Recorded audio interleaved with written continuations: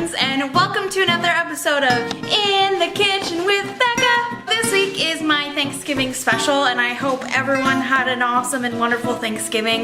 In this video, I wanted to take you through what Neil and I did for Thanksgiving.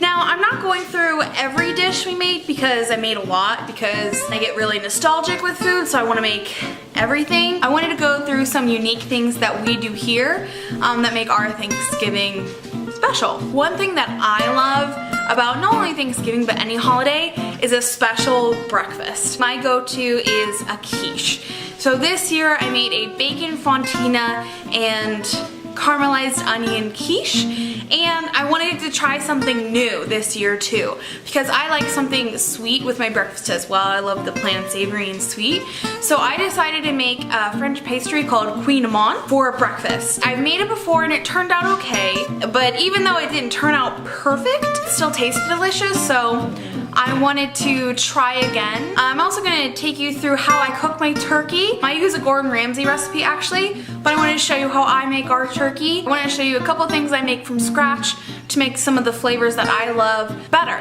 So I hope you guys like this. I'm going to take you through some of the specialty dishes. If you want any of my recipes for any of the other dishes that I made, let me know and I can send that to you. Let me show you what we did for Thanksgiving. 2 days before Thanksgiving, I'm going to start by making a stock.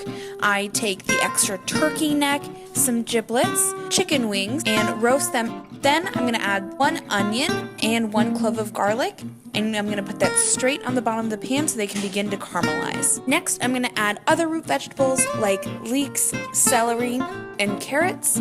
Fill the stock pot with about 2 gallons of water and let boil for about 4 hours until you get a delicious flavorful stock. Next, I'm going to get a head start and do the cranberry sauce as well.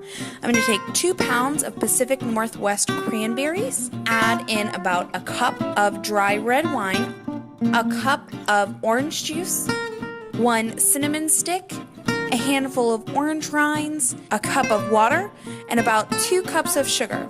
Boil until the cranberries release and you have a cranberry sauce. 1 day before, I'm going to go ahead and get started on our quiche. I'm going to start by frying 1/2 pound of smoked applewood. Make sure to save some of that bacon fat for cooking. Next, I'm going to shred fontina and Gouda cheeses together. Then I'm going to caramelize 1 onion in the same pan that I fried the bacon in. I'm then going to make a custard for the quiche. I use 12 eggs, whisk those up, and then add a healthy serving of 1/2 and 1/2. I don't measure, but I just go until the custard looks smooth, pale, and creamy. I'm going to salt and pepper liberally and add a handful of chopped parsley. Then it's time to assemble. I've par-baked my buttermilk pie crust, and then I'm going to add bacon, the onion, our cheese mixture, and then top it off with the egg custard. Make sure nothing is poking out on top and make sure to cover it with egg. Bake at 375 for about 25 minutes until just starting to get golden. Next, we're going on to the Queen Amande. This is what an ideal Queen Amande looks like. There's a lot of layering, you can see the salt and sugar mixture on top, and the bottom is nice and caramelized. I'm going to take 10 grams of yeast and add 65 grams of warm water and whisk those together. I'm going to weigh out 600 grams of pastry flour, 65 grams of butter, 200 grams of water, and 40 grams of sugar. Sift the sugar and the pastry flour together. Then I'm going to add all of those ingredients to our yeast mixture.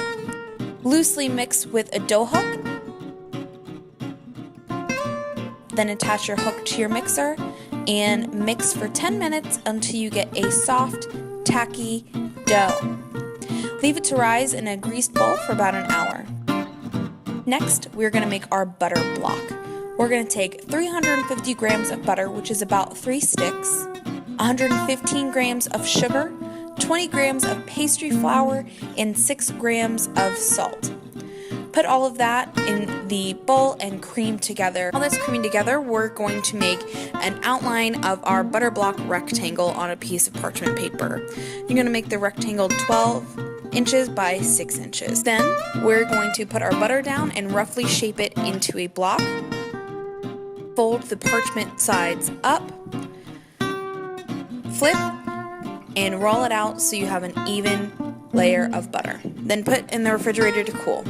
Next, once our dough has proofed, we're going to lay it out on a parchment lined tray, spread it into a rough rectangle, cover it, and refrigerate it as well. When your butter block and your dough are about the same temperature and have the same amount of give when you touch it, you're going to begin the lamination process. Take your dough and you're going to roll it out until it's about 7 inches wide and 19 inches long. You're going to unwrap your butter block and fold the top of the dough towards you and then the bottom half towards the center to make your first fold. Roll it out until it's even. Fold again. Mark your fold. So I marked this the first one and then put it back in the refrigerator for about an hour to reset. Repeat that same process 3 times total.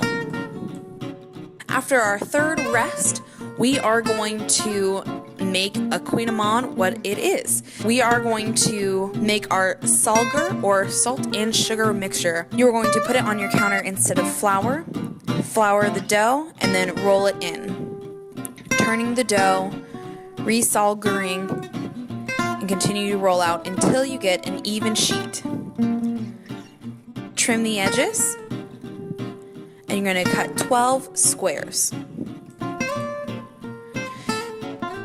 Next, you're going to prepare a cupcake tin with butter and then put the salger mixture in there. And then you're going to shape your kouign-amann. You do this by laying the square over top and pinching all of the corners together.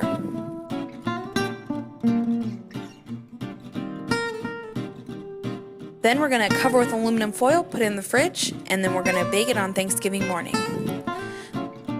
The final thing I'm going to do is I'm going to prepare our turkey.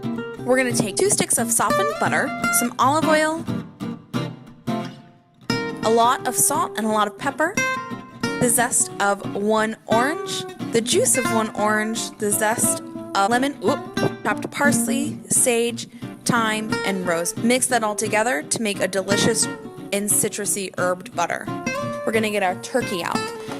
Lay it on some paper towels and pat dry. Next, we're going to take our hands and loosen the skin away from the meat. Then you're going to do the same up on the breast. You're going to take the herb butter, place it under the skin, and then press on top of the skin to get the butter all underneath. This is going to ensure that the meat stays moist and basically baste for you. With the remaining butter, cover the skin, wings, and thighs. It is Thanksgiving morning and we are going to start on our breakfast. We're going to get our kouign-amann out and uncovered, and the same with our quiche. We're actually going to bake both at 375 degrees for 20 minutes. And we're going to get a delicious piece of quiche and delicious tasting, though not perfect, kouign-amann.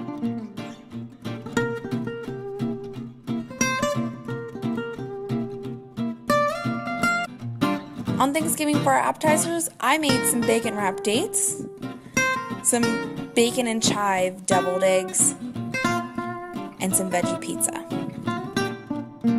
Once we ate our lunch, it's time for the turkey to go in. I baked it first for 10 minutes at 430 degrees to start the bird cooking. Then I pulled it out of the oven and layered 6 pieces of applewood smoked bacon on top. Then I cooked it at 360 for 3.5 hours, and behold the turkey.